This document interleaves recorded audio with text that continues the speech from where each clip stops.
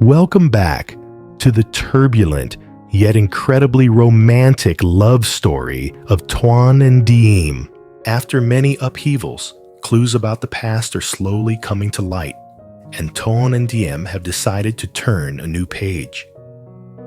They asked for permission from the old grandmother, the woman who took Tuan in when he had lost his memory. Although Diem has found Tuan, he still doesn't remember her. Thu, a friend of Diem's who knows her situation, offered to lend them a small wooden house isolated on a high hill, a place like a countryside retreat. Thu suggested they move there so Tuan could recover his memory faster. Thu told her, "Just consider this a belated honeymoon for you and Tuan." But will this be the fresh start they hope for, or just the beginning of a peaceful life? Is this poetic wooden house truly safe? Or is it a sweet trap, isolating them in the desolate wilderness? And on their first night in this love nest, when darkness falls, what strange sounds will emerge, making Diem cling to Tuan in fear? Join us as we follow the couple shopping for their new home and experiencing their emotional yet suspenseful first night. Don't forget to hit like and subscribe to wish them happiness. Early in the morning, mist still clung to the treetops. Tuan drove Diem on their old motorbike cruising down to the district market. Today they weren't selling cauliflower. They were playing the role of newlyweds, shopping for their new home. The country market was loud and bustling. Diem held Tuan's hand, weaving through the colorful stalls. "Tuan, we need a new set of pots. The kitchen in the wooden house uses a wood stove and a mini gas stove, so we need thick ones," Diem said, pointing to the housewares aisle. Tuan nodded eagerly, his eyes lighting up with childlike joy. "Okay, whatever my wife says. Buy the biggest one so I can cook sour soup for you." They picked out a shiny aluminum pot set and a few white porcelain bowls painted with roosters. Tuan held a bowl up, admiring it and chuckling. "Look at this, does this rooster look majestic like me?" Diem laughed lightly, hitting his shoulder. "You have quite the imagination. You're more like a factory chicken, while this is a free-range rooster." Next, they went to the bedding stall. Since the wooden house on the high hill gets very cold at night, Diem focused on choosing a warm cotton duvet. She picked a soft pastel pink set with tiny embroidered flowers. "Is this color too cheesy?" Diem asked, holding it up against herself. Tuan shook his head, looking at her tenderly. "No, it suits you perfectly. It's the color of happiness. With this blanket tonight, we definitely won't feel cold anymore." Tuan's innocent remark made Diem blush. People in the market looked at them with admiration. A beautiful couple, dressed simply, but radiating a happiness that made everyone turn their heads. However, amidst that joy, Tuan suddenly froze. He felt like someone was watching him from behind the meat stall. He spun around. Just the bustling crowd. No one suspicious. "What's wrong?" Diem asked worriedly. "Oh, nothing. I probably just imagined it." Tuan reassured his wife, but he squeezed her hand tighter. His instinct told him that this piece was being watched by someone. After loading the bike with bulky supplies, they returned to the new wooden house. The house stood alone on a gently sloping hill, surrounded by elephant grass and purple myrtle bushes. The wind here blew strong, carrying the scent of soil and plants. However, the road up was steep and difficult. The motorbike struggled up the slope tires, slipping on loose gravel. "Be careful." Diem's heart skipped a beat every time the bike lurched. Tuan gripped the handlebars, sweat beading on his forehead. "Don't worry. My driving skills are rock solid." Upon arrival, they cleaned and arranged the furniture together. The house was small, but very cozy. The wooden floor was scrubbed until it shone. Diem spread the newly bought bedding onto the bamboo bed, hanging up the cream-colored curtains to block the draft. The room instantly transformed, becoming bright and romantic. Tuan busied himself hammering nails into the wooden walls to hang clothes and kitchen tools. The tap, tap, tap of the hammer echoed through the quiet mountains. After cleaning up, they stood together on the porch, looking down at the empty plot of land on the side. "Diem." Tuan pointed, his eyes shining. "This soil is loam very fertile. Tomorrow, I'll hoe it up and make rows. We'll plant mustard greens, morning glory, and even a trellis for sponge gourds. You love stir-fried sponge gourd with chicken giblets, right?" Diem nodded, resting her head on his shoulder. "Yeah, I love it. And over in that corner by the chinaberry tree, let's put up a net to raise chickens." "Spot on." Tone snapped his fingers. "I'll raise 20 hens for eggs and 2 roosters to act as alarm clocks. In the morning, you just have to go out, pick the eggs, and make sunny side-ups for breakfast. This is the fairy tale life, isn't it?" They painted a picture of a beautiful future. Planting vegetables, raising chickens, living days of self-sufficiency, with no competition and no worries. But they forgot one thing. This was a desolate hill. Where was the water source? Was the power grid stable? And most importantly, when night fell, this isolation would become their greatest fear.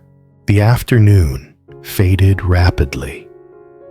The sun sank behind the mountain range, leaving the sky a deep, melancholy purple. The wind began to whistle louder through the cracks in the door. Diem urged Tuan, "It's getting late. Let's go inside and cook. There are no street lights here. It gets dark very fast." The small kitchen was tucked in the corner of the house. Diem washed the rice, while Tuan lit the wood stove to braise the fish. "So much smoke!" Tuan coughed violently, his eyes stinging. He wasn't used to using a wood stove in such a narrow space. "Open the window, you dummy!" Diem laughed, running over to throw the shutters wide open.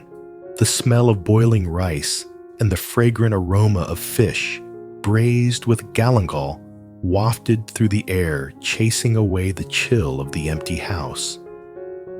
The first meal in their new home took place under a weak yellow electric bulb.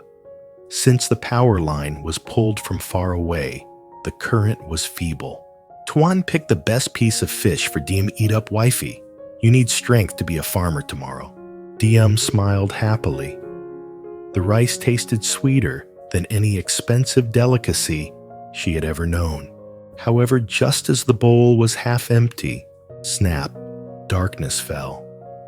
The entire house was plunged into pitch black. "Oh!" Diem screamed, dropping her chopsticks onto the floor. Stay calm, Diem. It's just a power outage." Tuan hurriedly reassured her, groping in the dark to find his wife's hand. "Honey, it's too dark. I'm scared." Diem's voice trembled. In the middle of this desolate hill, losing power meant they were completely isolated. Tuan fumbled around and found his lighter. Flick. A tiny flame flared up, illuminating Deem's anxious face. "I'm going to check the circuit breaker. You stay right here," Tuan said. "No, don't leave me alone." Diem clung tightly to Tuan's shirt. "Let's go together." The two of them groped their way out to the porch where the main breaker was located. Outside, the wind howled like a roaring beast. The surrounding trees swayed, casting grotesque shadows against the wooden walls. Tuan checked the breaker. It was still on. That meant the power was out in the entire area, or the line leading here had been cut. "Damn it," Tuan muttered. The wind probably snapped a wire somewhere. Right at that moment, rustle, crack. The sound of feet treading on dry leaves rang out clearly from the dense bushes behind the house. That wasn't the wind. Those were definitely footsteps. Heavy and decisive. Tuan extinguished the lighter immediately. He pulled Diem down into a crouch on the wooden floor, putting a finger to his lips to signal silence. Diem's heart pounded like it wanted to jump out of her chest. She held her breath, eyes wide, staring into the darkness. Crack, crack. The footsteps were getting closer. Someone was circling the wooden house. Tuan grabbed the machete he had bought that morning. His hand gripped the handle tight, cold sweat slicking his palm. He knew in this. Middle of nowhere. If these were thieves, they would be reckless. But if they were enemies, they were here to take his life. Darkness swallowed everything, sharpening their senses to the extreme. They heard breathing. A wheezing, raspy breath right against the thin wooden wall. Then a black silhouette cast itself onto the cream-colored curtain. The very curtain Diem had hung with such excitement just hours ago. The shadow stood still. It seemed to be pressing its eye against the cracks in the wood, peeking inside. Terrified Diem buried her face in Tuan's chest, tears streaming down. She regretted agreeing to move here so soon without securing the place. The romance of the afternoon had twisted into sheer terror. Tuan whispered into Diem's ear, "Don't be afraid. I'm here. No matter what happens, I will protect you." He slowly stood up, knife in hand, and tiptoed toward the window. He planned to throw it open and confront whoever was outside. 1 step, 2 steps, 3 steps. Tuan placed his hand on the latch. Outside, the shadow seemed to sense the movement within. It took a step back. Tuan took a deep breath and then, bang! He threw the window open, shining his phone's flashlight, which he had just switched on, into the night. "Who's there?" Tuan screamed, his voice echoing through the hills. The flashlight beam swept frantically across the darkness. No one was standing there. Only the elephant grass, swaying violently, as if someone had just sprinted through it. And on the windowsill, Tone shined the light down. There was a smear of fresh mud.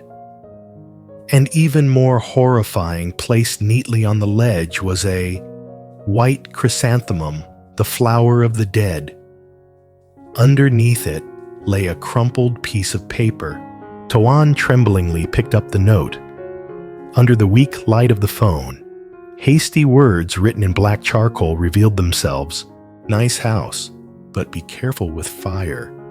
Don't let it burn like your memories." Tuan and Diem's first night in their new home had turned into a living nightmare. Who had come here? He didn't attack immediately, but left a cryptic threat. Burn, like your memories. What did that mean? Did Tone survive a fire in the past that he had forgotten, and living in a flammable wooden house on a desolate hill with a faceless enemy lurking in the dark, waiting to commit arson? Could Toon and Diem survive the night? Happiness had just begun to bloom, only to be crushed by a storm. Diem was shivering in the dark.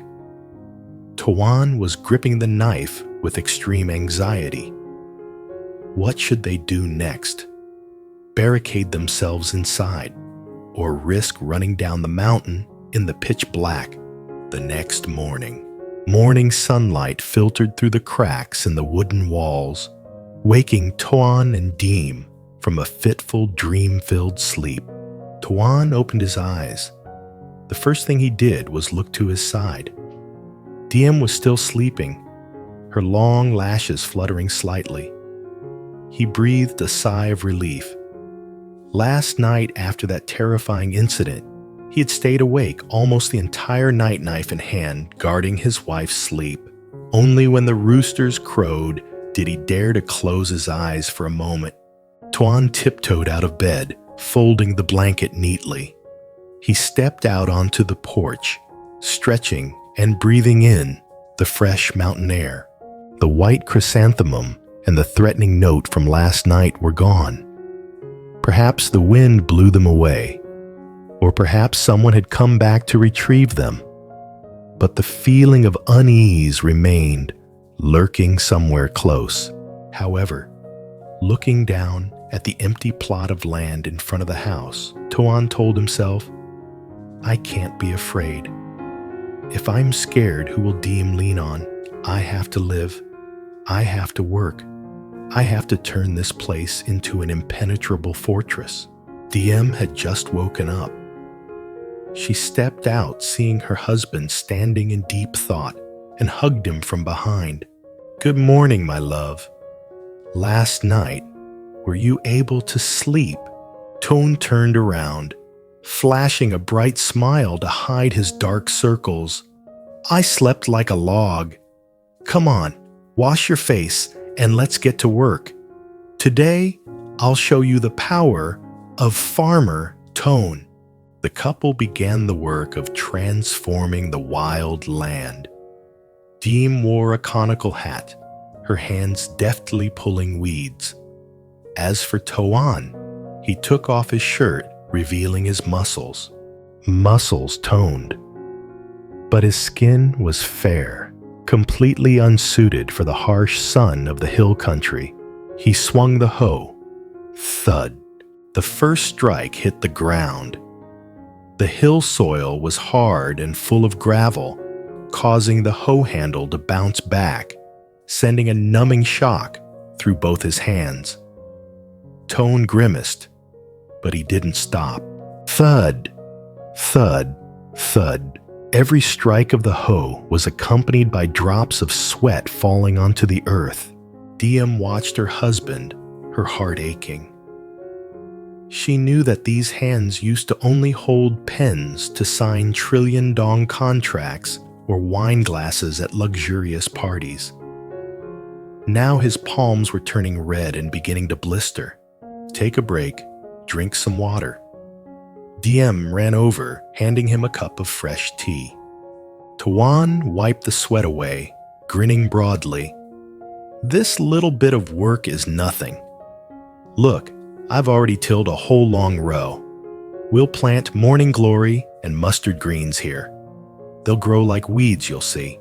They worked and chatted animatedly to forget the fatigue.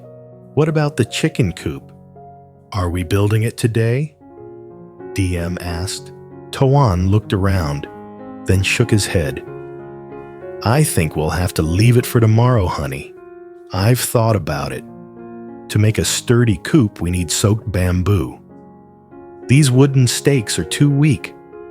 Wildcats or foxes would snatch them up in a heartbeat. Tomorrow, I'll take the machete into the bamboo forest behind the hill, cut some old bamboo to weave panels, and build a 5-star resort for the chickens." The sun stood directly overhead, the heat becoming intense, like pouring fire. The couple gathered their tools and went inside for lunch. Today's lunch was even more meager than yesterday's. Just a bowl of wild vegetable soup. Diem had hurriedly gathered around the house a plate of roasted peanuts with salt and a pot of white rice. No more braised fish, no meat. The meager savings they brought had been nearly exhausted on buying initial supplies and setting up the house. Tuan shoveled 2 large bowls of rice into his mouth, eating the roasted peanuts with gusto. He didn't complain a single word, but Diem couldn't eat. She picked at each grain of rice, her mind calculating all sorts of expenses. Rice money, cooking oil fish sauce, medicine for Tone, and soon money for chicken breeds and seeds. "What's wrong, wifey? Is the rice not good?" Tuan asked, placing a peanut into Diem's bowl. "No, the rice is delicious. It's just..." Diem hesitated. "Honey, the money we brought is almost gone. The vegetable garden won't be ready for harvest for another month. We can't just sit here and eat until the mountain crumbles." Tuan put down his bowl and chopsticks, falling silent.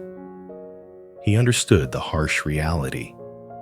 Love could feed their spirits, but their stomachs needed rice. "I'm sorry. I'm useless. I can't provide for you yet." Tuan lowered his head. "Don't say that." Diem quickly grabbed his hand. "I have a plan. This afternoon after our nap, I'll go into the forest to harvest bamboo shoots and look for some termite mushrooms. After the rain, this season, bamboo shoots grow everywhere. I'll take them to the afternoon market to sell. I can make a decent amount.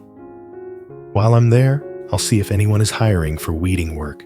Hearing this, Tuan jumped up. "Absolutely not going into the forest alone is dangerous. The forest here is treacherous and deserted. I'm used to it. Back in my hometown, I went into the forest all the time. I'll be quick. You stay home and rest. Your hands are all blistered. If you go, how will you hold a hoe tomorrow?" Lunch ended in a mildly tense atmosphere. Tuan was adamant about not letting Diem go alone, while Diem wanted Tuan to save his strength. Diem cleaned up the dishes, then prepared her carrying pole and sickle. She put on her tattered conical hat, planning to sneak out while Tone was resting. But as soon as she stepped out the door, she saw Tone standing there blocking her path. On his shoulder rested the machete, a pith helmet on his head, and rubber boots on his feet. "Where are you going?" Diem was surprised. "Going to pick bamboo shoots with my wife," Tuan replied calmly. "I told you to stay home. Your legs still hurt. Your hands are sore. Climbing slopes in the forest is exhausting." Diem scolded him, gently, tears welling in her eyes. Tuan stepped forward, placing both hands on Diem's shoulders, looking deep into her eyes with the steady gaze of a man who is the pillar of the family. "Diem, listen to me. I might have lost my memory. I might have lost all my assets and become penniless. But I will never let my wife struggle out there alone while I lie at home enjoying myself. If the husband and wife are united, we can drain the very ocean dry. Hardships are meant to be shared. Burdens are meant to be divided. If you don't let me go, I will. I'll pout, I swear." Tuan's final words made Diem burst out laughing, tears welling up in her eyes. She lightly punched his chest. You big baby. Fine, let's go. But the moment you feel tired, you have to tell me. Don't push yourself too hard. Yes, ma'am. 2 figures, one large and one small, led each other toward the edge of the forest. Their shadows stretched long over the gravel path. Difficulties piled upon difficulties, but as long as they held hands, flowers would bloom on any rocky road. But they didn't know that this afternoon trip was not simply about picking bamboo shoots. The ancient forest behind this hill had long been rumored by locals to be the ghost forest, a place smugglers used as a secret route to transport contraband. The appearance of 2 strangers like Toan and Diem was an unintentional invasion into the territory of a dangerous group. The afternoon forest was gloomy and silent. The dense canopy blocked out the sun, making the air cold and eerie. Diem led the way, deftly parting thorny bushes to find the plump young bamboo shoots that had just sprouted after the rain. Tuan followed, keeping watch while helping his wife break the shoots and put them into the basket. There are so many, honey. No one must have come here to harvest before, Diem exclaimed softly. In no time, their 2 baskets were heavy with fresh shoots. All right, we can sell these for over 100,000 dong. That's enough for 2 days of rice. Let's head back before it gets dark. Diem wiped her sweat, smiling with satisfaction. Toan nodded, but as he turned to leave, his eyes suddenly caught something lurking in a dense bush a few meters away. It wasn't bamboo. It was a cluster of blue plastic barrels cleverly camouflaged with dry leaves. And around them, the earth was churned up, imprinted with the deep tracks of tractor tires. Diem, wait, Toan whispered, pulling his wife back. What is it? Look at that. Who would drag industrial barrels deep into a forest like this? Curiosity spiked, and a bad omen told Tone this was no ordinary trash. They tiptoed closer. A pungent chemical smell rose up, making Diem nauseous. Tone used the tip of his knife to brush away the layer of leaves. Painted on the barrel was a skull and crossbones and lines of squiggly foreign text. Suddenly, crack. The sound of a dry branch snapping rang out right behind them. It wasn't Toan or Diem who stepped on it. Both of them froze. A cold aura of death washed down their spines. Freeze. Turn around. Slowly. A raspy, threatening voice echoed, followed by the metallic click of a homemade shotgun being cocked. Tuan slowly turned around, his hand still gripping the machete, stepping in front to shield Diem. Standing about 10 meters away were 2 burly men dressed in camouflage fatigues, their faces covered in scars. Weapons were leveled in their hands. Where did these little rats crawl out from daring to snoop around our stash? The leader growled. It turned out this forest was a dumping ground for toxic chemicals used by an environmental crime ring, and Tuan and Diem had just become unwilling witnesses. The threat at their wooden house last night wasn't random. The gang had warned them to leave because their house sat right on their business route, but they hadn't understood, and now they had walked straight into the tiger's den. Toan squeezed Diem's hand tight. Diem, listen to me. When I yell run, throw the bamboo shoots away and sprint straight for the stream. Do not look back. What about you? Diem trembled. I'll block them, trust me. Run, run. Toan's scream tore through the silence of the ancient forest. A life-or-death chase between a poor couple and a criminal gang has begun. Will Tone use his courage and hidden strength, the instincts of a man with a forgotten past, to save Diem from the barrel of a gun? And in this critical moment, will a memory of martial arts or survival skills suddenly awaken within him? Hoss. From a simple trip to earn money for rice, they have been plunged into a situation where their lives hang by a thread. That peaceful wooden home now feels like a distant dream. What fate awaits Toan and Diem in the depths of this trap-filled forest? Leave a comment saying, "Stay strong, Toan and Diem," to send them your strength. And don't forget to hit like and subscribe immediately. The next episode, The Spectacular Escape and the Mysterious Hero of the Forest, is going to be incredibly intense. Goodbye, and see you next time.